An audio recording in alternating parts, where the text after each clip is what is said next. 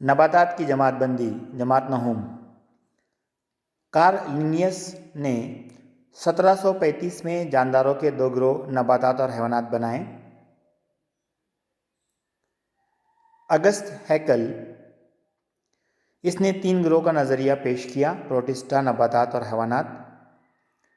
Edward चैटिन 1925 में दो गिरोह का तश्कील का नज़रिया पेश किया, गैर वाज़े मरकज़ा बरदार और वाज़े मरकज़ा बरदार।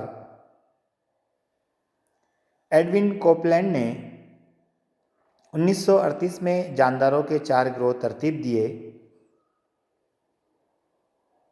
मोनेरा, प्रोटिस्टा, नबातात और हैवानात।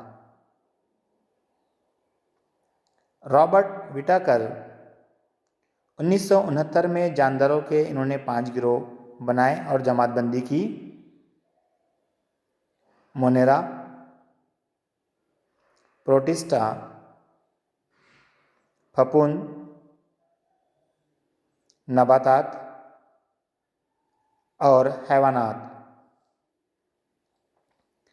विलियम इशलर 1883 में इन्होंने नबातात को दो ज़िली आलम में तकसीम किया, गैर ज़हरावी या बगैर फूल वाले और ज़हरावी या फूलदार। जानदारों के गिरोह और ज़िली ग्रुप बनाने के अमल को हयाती जमातबंदी कहते हैं। जमातबंदी की बुनियाद: फूल और फल,